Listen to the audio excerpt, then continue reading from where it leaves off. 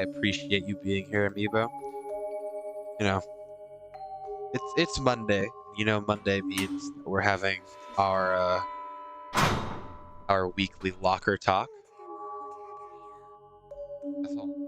Good. Welcome to Locker Talks, everybody. This is your host Chandel here, the man of the locker. Today's topics we have being in lockers, Locker Appreciation Week, combination versus built-in tumbler,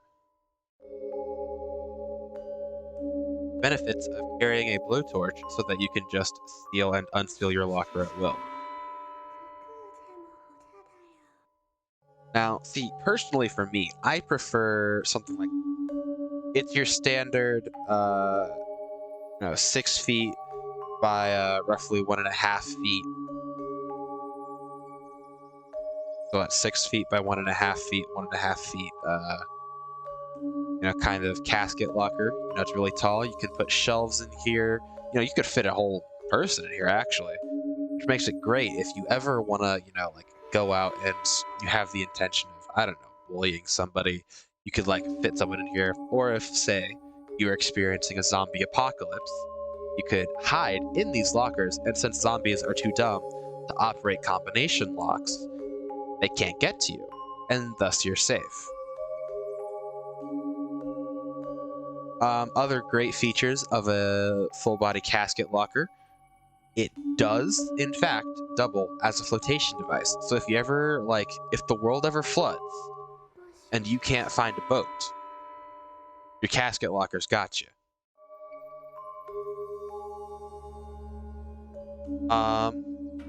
Yeah, other popular types of lockers include the cupboard. It's a standard, mostly used among younger people, like grade schoolers and stuff like that, because they don't have a lot to store. So they'll throw their bags, their lunch bags in there, maybe a little snack for snack time. Occasionally they've got pillows and stuff for nap time as well. Then we've got what I like to call the Cupboard Deluxe.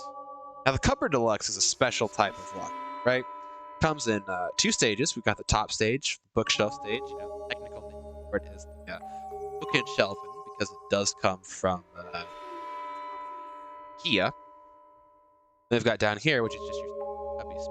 That's actually really nice about cubby. It comes in that 2 stage, so you can use it for a lot of different things. And if you pull out the shelving and you kind of finagle with this little middle bar right here, so you can pull the doors off, it does become, wait for it, a double casket locker. Now, guys, I know it might seem crazy. Oh, Psycho, we're having locker talks. I know it might seem crazy, but if you pull the shelves out, it does actually become a double casket locker. And everything I was saying that was great about a full casket locker is doubly great about a double casket locker. Come on, guys, you gotta get on this. You gotta get on this. Double casket locker. See what I'm saying? Other kind of locker adjacent things. They aren't exactly lockers, but they do fall within the storage compartment family. We've got your drawers. There are a couple different drawers. What we've got right here, actually, oh, these aren't drawers. These are cubbies. Okay, so yeah, cubbies are the essentially the little brother of the cupboard locker, with the sliding doors. So these are smaller versions of that, typically used for mailboxes and message rooms. You'll find a lot of them in teachers lounges. They'll have the individual teachers' names written on them, and they'll use that to pass mail between teachers, because teachers are off teaching classes, moving around through school buildings. There's never any guarantee that they will be in a place, right? And that's why you have these little cubbies with their names on them. You just kind of throw whatever mail you need into them, and voila, you have created a place. Because they'll always come back to check your cubby.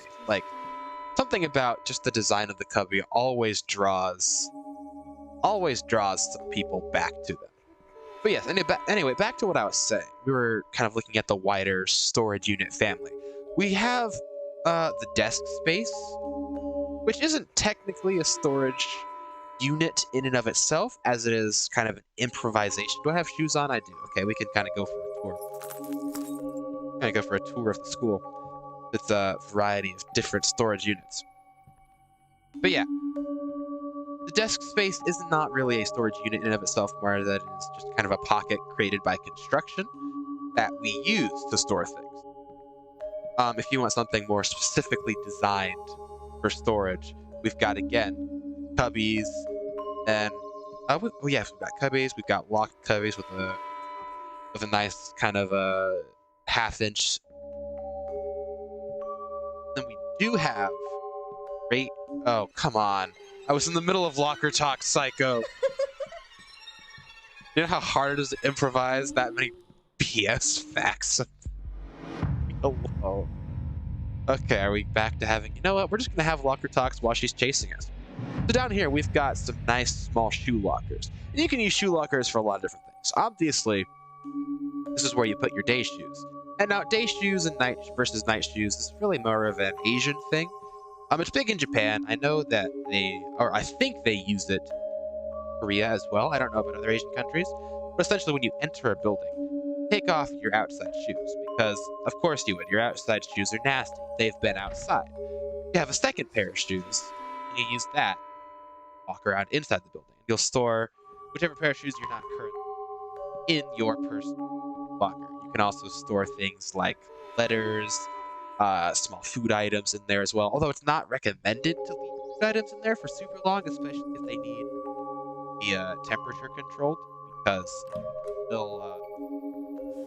they will spoil, especially if it's like chocolate for Valentine's Day or food that just really needs, all that TLC that you could give it. All right, what else do we got? Okay, you could technically consider a PC. I don't actually know what to call this. I'm just gonna call it the tower. Could consider those to be storage units, kind of storage unit adjacent entities, because what's actually going on here is this thing you see is not the actual machine. Inside, you've got a bunch of chips and stuff hooked up to temperature control units that are then, temperature. Different microchips. So you could consider the desktop tower to be a member of the storage. A little known fact, giving you guys a little insider knowledge. Now, the storage unit enthusiasts, we call ourselves cupboard heads or cub heads, because cubbies, like I was saying earlier, there's that thing that draws you about cubbies, kind of draws you in. We just kind of decided to lean with it and call ourselves cub heads. Yeah, so I guess this stream is officially welcoming everybody who is enjoying the view to the Cubhead family. Yeah, congratulations, guys! You have joined a very storied and honorable legacy of storage unit enthusiasts, also known as SUs, storage unit enthusiasts. But SUs is kind of the less common one to go. Cubhead.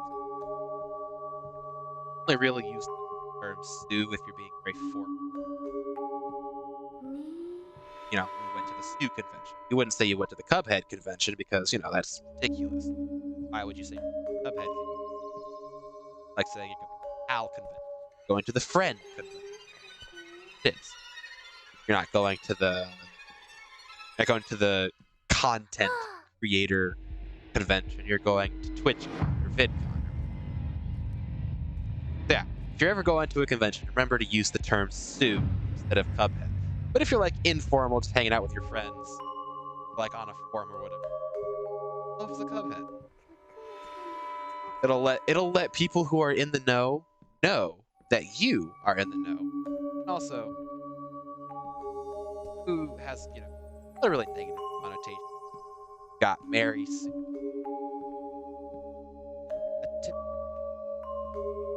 Characters powered at the expense of got Suing, which is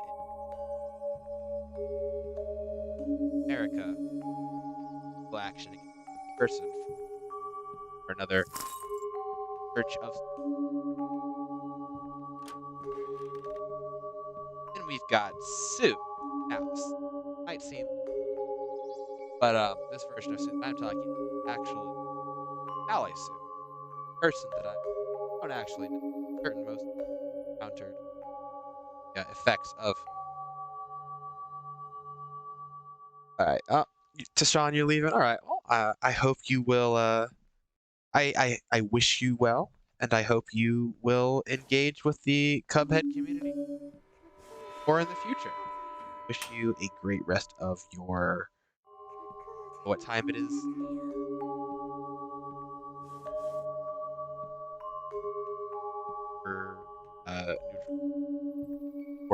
Neutral third-party location that you have moved yourself to, since you have expatriated yourself. But I wish you a good whatever time of day it is where you are. I'm not gonna lie. I spun that yarn so long. I don't know if I have anywhere else to spin it. There's not much. Ooh, actually, there is. I just realized another thing in the storage unit family that I can talk to you guys about. And that is, I was slapping the one that I have with me. I know you can't see it. That is water bottles. Now, water bottles, actually, very, very interesting thing. So, back in the olden days of, actually as far back as ancient Rome, soldiers, obviously needed to carry water. But just carrying water wasn't enough, because you could bring tanks of water, or, well, not tanks, it's probably more buckets for the centurions of the olden days. But you could just carry buckets, have them at the camp. But an issue that the ancient Romans kept running into was the fact that during battle, soldiers would get thirsty. Now, so how do you deal with that? If your soldiers are getting thirsty out on the battlefield, they can't exactly just stop fighting on the battlefield, run back to camp, and get a quick swig of water. And that is where the water bottle came in. It's actually from the Latin "Watteau botere," for tube of liquid. What they did was they would hollow out spears, right? They would fill the hollowed out spears with water. So when the centurions were fighting because the phalanx was a very famous Roman combat. What's the word? Combat formation. So whilst fighting in the phalanx, if a centurion ever got thirsty, all you have to do is there would be a little nozzle, and he could just twist the nozzle, and the water that he had stored inside of his sphere or inside of his tube would leak out, and he could just take a quick sip and then twist the knob again, and it would lock back up, and he would water. Now, this idea unfortunately didn't structural. Is essentially all the way to fighting with a hollow piece of wood. It is not going to stand up to pressure very well. Essentially, the spears kind of just started snapping, and this was actually when started losing wars. This is why they never expanded past what then became the Byzantine Empire. What am I talking about? How did we get here? Oh, we're talking about the history of water bottles. The first water bottle comes from the Latin "Watteau botere," or tube of liquid.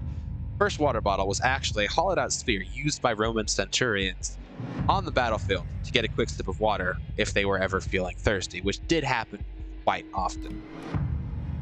Now, I bet you're wondering, how do we get from a hollowed out spear that was quickly phased out of common use in the military to the wonderful plastic, very convenient devices we have today? Well, I'm going to tell you that, but first I need to tell you about...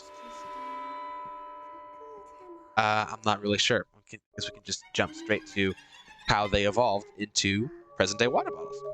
So, fast forward a couple hundred years, and during the Renaissance, Leonardo da Vinci often got quite thirsty. Now, Leonardo da Vinci did invent quite a few things, but he often lamented that his productivity was slowed greatly by the need to satisfy desires and needs, basic needs for survival, such thirst, fatigue, hunger, stuff like that. So what he did was he invented the water bottle, or as kind of an apparatus that you would wear, similar to those hats you see like people wearing at fairs and stuff like that, that tanks on them with straws. That was more similar to the first Leonardo da Vinci. What did I call him before? It was the first Da Vincian water apparatus that you would wear around your neck, had a straw that would lead into you with water. You suck on it, suction. Now, Da Vinci quickly abandoned this because wildly uncomfortable and slowed his progress down much more than simply being thirsty would. So he decided to just bear with it. But the idea was later picked up by fellow Renaissance man Michelangelo, who is famous for, well, not paintings, but murals that he would do. Now, those murals took a lot of time, and obviously he would need water, and he couldn't really take a break every, couple hours, go take water, to go drink water, because he was doing the Lord's work, building murals. Didn't he do the Sistine Chapel and stuff? Yeah, you don't take water breaks when you are decorating cathedrals. So what he did was, he looked at Da Vinci's idea, his apparatus for drinking water whilst working, and he refined it. Something remarkably similar to the modern water bottle. Now, it was made of wood and not plastic, but it got the job done. It did, in fact, work as intended, and it ported water where water needed to be ported.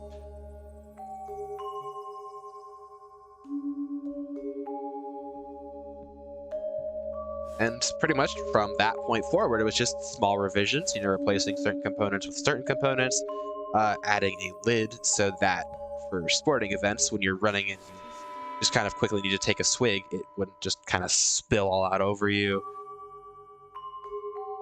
My brain is frying.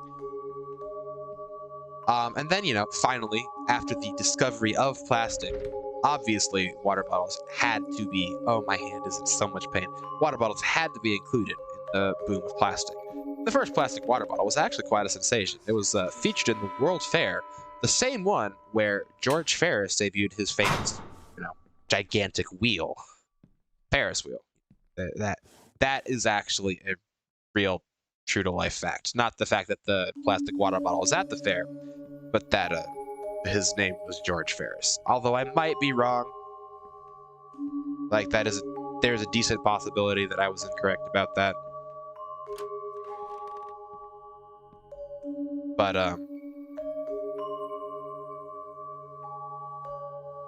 yeah.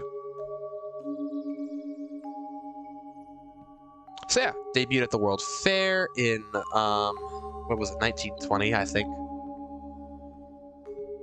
And from that point forward, it became just one of the most widely used, but least talked about,